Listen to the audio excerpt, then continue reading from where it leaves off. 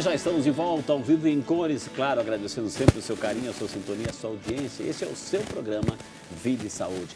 Lembrando que você é o nosso convidado muito especial, interagir conosco, participar. O telefone 19 3871 9620, 19 3871 9620, ou se preferir, o computador está aqui do meu lado, vidaesaude@rs21.com.br. Hoje estamos recebendo ele, que é orientador e professor de Educação Física, Dácio Maurino Júnior.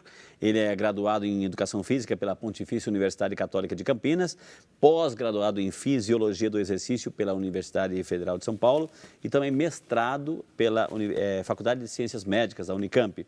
É professor Dácio Maurino. E você, hoje o assunto é atividades físicas, então a importância de fazer uma atividade física. O professor, tem muita gente aqui participando, muita gente interagindo conosco. Por exemplo, aqui, ó, a nossa amiga Mônica Moreno. Obrigado, Mônica, pela sua participação, viu, querido? Deus abençoe. Olá, Frei, eu confesso que sou sedentária. Mesmo sabendo que não é bom ficar sem fazer atividade física, só um pouquinho aqui, não é bom ficar sem atividade física, tenho 33 anos e com 18 anos, depois de uma cirurgia, fiquei com menopausa precoce, tenho 1,60 m e 46 quilos, sou magra, né? Porém, tenho uma gordurinha no abdominal. É verdade? Aí a pergunta, doutor, professor, quem tem varizes não pode fazer musculação? Como acabar com essa gordurinha da barriga? Obrigada por sempre me acompanhar, me ajudar. Eu adoro demais o Vida e Saúde. Obrigado, Mônica. Então, como é que a gente pode ajudar a Mônica Morena, doutor? Olá, Mônica. Respondendo a primeira parte da sua pergunta em relação à prática da musculação e a varizes, né? A musculação hoje ela tem várias possibilidades de desenvolvimento de programa.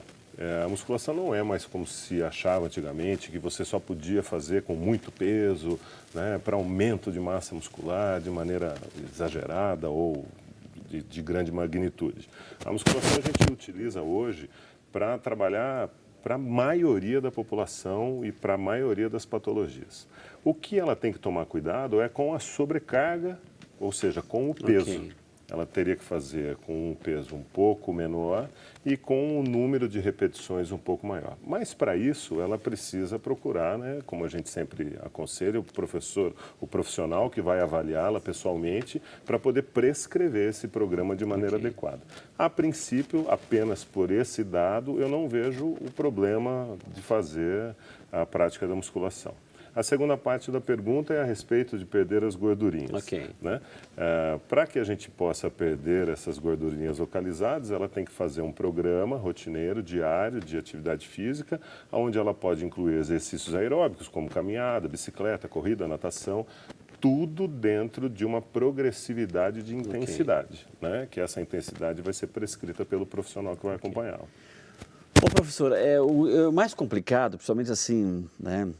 É natural, nos homens em especial, aquela barriguinha saliente aqui. A pessoa pode ser magra, tudo magra, enfim, mas tem aquela barriguinha. O que é formado aquela barriga? É gordura? É gordura o quê? É gordura visceral? É lá dentro que o estômago estica? O que é aquela gordurinha assim? Por que é tão difícil tirar essa tranqueira? Na verdade, nós temos os dois tipos de gordura, né? A gordura visceral e a gordura subcutânea, a gordura abdominal.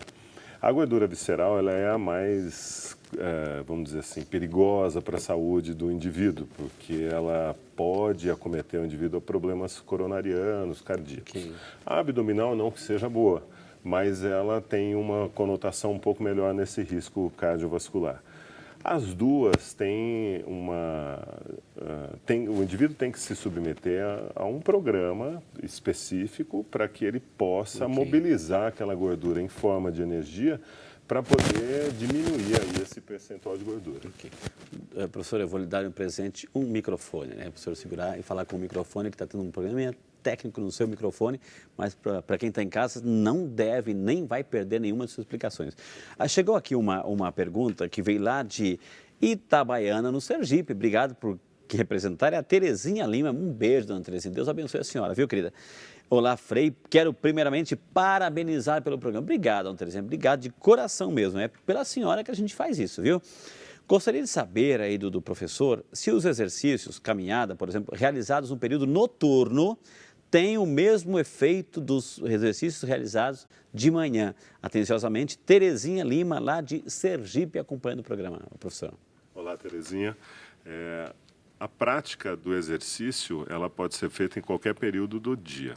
Lembrando que nós estamos no verão, a temperatura, como a gente já falou no bloco anterior, ela se eleva, seria interessante respeitar os horários do início da manhã e do final da tarde, após as 4 horas. Mas o benefício em relação ao exercício para os sistemas do nosso corpo, né, ele promove os mesmos benefícios, tanto no período da manhã quanto no período noturno. Que maravilha. Obrigado, Terezinha, pela sua pergunta. Aliás, toda pergunta que é super importante. E nós vamos mais uma vez às ruas, porque afinal de contas, aqui no Vídeo Saúde, o povo pergunta.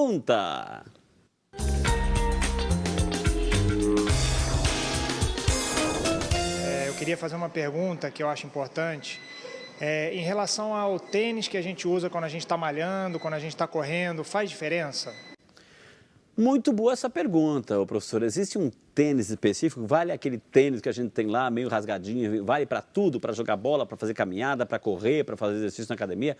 É o mesmo tênis ou tem que dar uma variadinha? E que tipo de tênis, né? Não adianta colocar um tênis de R$3.000, é complicado, né? Mas assim, existe um tênis barato e que supre as necessidades, professor? Olha, para cada modalidade, para cada prática, existem tênis específicos para isso. Um tênis que é onde você vai fazer a prática da musculação, por exemplo, dentro das academias, for só a musculação, pode ser qualquer tênis, porque não gera impacto, mas desde que esteja com um tênis para isso. Para a corrida, temos tênis específicos. Inclusive, existem marcas que fazem tênis para quando o pé tem uma supinação ou pronação, que são alterações ortopédicas do indivíduo. Para evitar virar. Para evitar virar, exatamente. Então, é importante a escolha do tênis adequado para a prática da atividade que a pessoa vai realizar, como também trocar esse tênis de maneira regular se ele for usado cotidianamente. Trocar de vez em quando e também dar uma lavadinha de vez em quando, que faz bem. Isso é importante. Importante.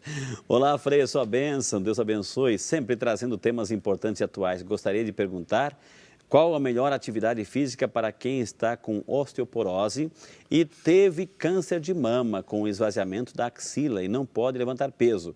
Hidroginástica ou musculação? Grata pela atenção de sempre, parabéns, um Feliz Natal para todos. É a Cíntia Marques de Campinas, do Quarteto Fantástico. Obrigado, Cíntia, obrigado pelo carinho, um beijo para todos vocês, para a Creuzi, para você. Deus abençoe, viu? Então, para ajudar a Cíntia aí, que passou por um câncer de mama, esvaziamento da axila, não pode levantar peso, enfim, que tipo de atividade é essa aí? Também a questão da osteoporose, professor. É a Cíntia que está perguntando. Olá, Cíntia. A sua pergunta, eu vou dividir ela em 2 partes. A primeira resposta é: os exercícios que provocam tensão nos tendões relacionados ao sistema ósseo são os exercícios que promovem a melhor capacidade de ganho de massa óssea, ou seja, que ajudam aí nesse problemazinho de osteoporose que a Cíntia tem. A segunda parte é a parte um pouco mais delicada de responder pelo seguinte, porque a primeira situação seria fazer a musculação, né? Mas como ela não pode levantar peso com os membros superiores, ela pode dividir o trabalho em uma hidroginástica, onde ela consiga desenvolver um trabalho para membros superiores, e para membro inferior ela pode fazer a prática da musculação, que não haveria problema nenhum.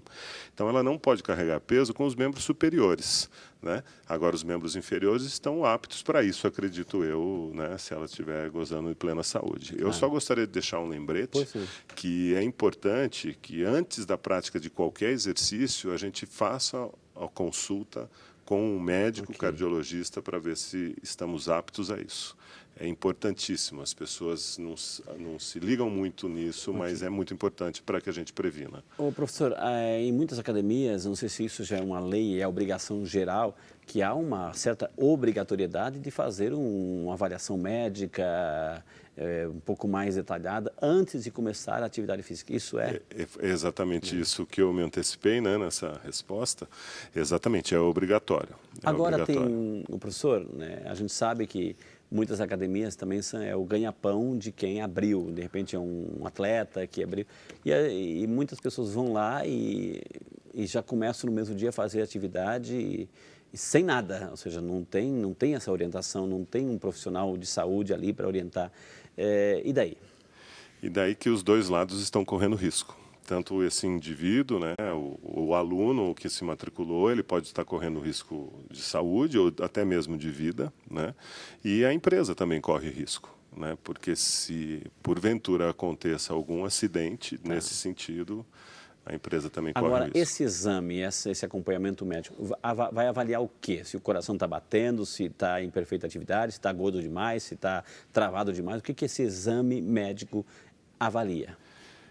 O exame médico é aconselhável que seja feito com um cardiologista para ver em que condições o nosso sistema cardiovascular se encontra, para se ele está apto a realizar aquela atividade física, aquele exercício, naquela intensidade e até mesmo dar parâmetros para que o profissional possa desenvolver o programa com esse indivíduo, né? Aí existe uma outra situação que é a avaliação física que pode ser feita ou pelo próprio médico ou dentro da própria academia. Vamos lá para Porto Feliz, o nosso amigo Fábio Checa. Obrigado, Fábio. Saudade de ser campeão. Deus abençoe. Muito obrigado por estar conosco aí. Um abraço para você e para a sua família. Espero que você reveja aqui nas Missas Saúde, viu? Estou esperando vocês, sua família inteira, viu, Fábio? Por que as pessoas acima do peso, quando fazem exercício, o corpo por fora fica gelado, diz ele? E a pessoa que está acima do peso, qual o tempo médio de exercícios por dia? Pergunta o nosso grande amigo Fábio, o professor. Olá, Fábio.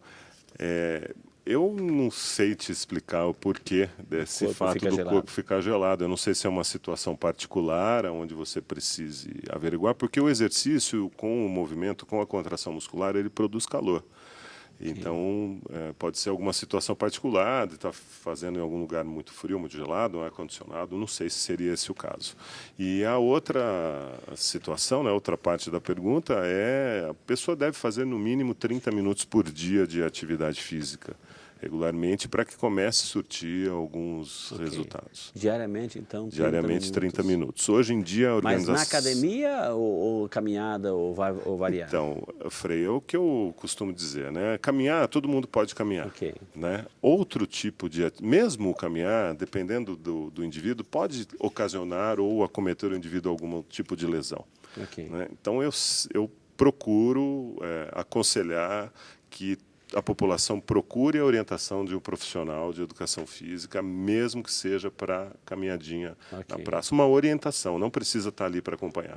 Orienta, prescreve a intensidade, até quanto minha frequência cardíaca pode ir para eu poder fazer isso, ou até mesmo um médico ortopedista, eu tenho algum problema articular, eu posso fazer a caminhada, não posso, a pessoa tem que estar bem orientada, porque ela pode estar achando que está indo em busca da saúde e está cometendo outros tipos de situações. Outros efeitos colaterais. Exatamente. Olha, nós vamos chamar o intervalo, depois nós vamos para Paraíba, vamos para Minas Gerais, vamos para Curitiba. Quantas participações? Vai ligando também, vai fazendo a sua pergunta. Aqui você tem voz, você tem vez. Esse é o Vida e Saúde, que volta já só para você. Outra dica importante também, falando sobre alimentação, é você trocar durante o dia a dia a fritura por assados, grelhados, que são bem mais saudáveis e fazem diferença no final do dia.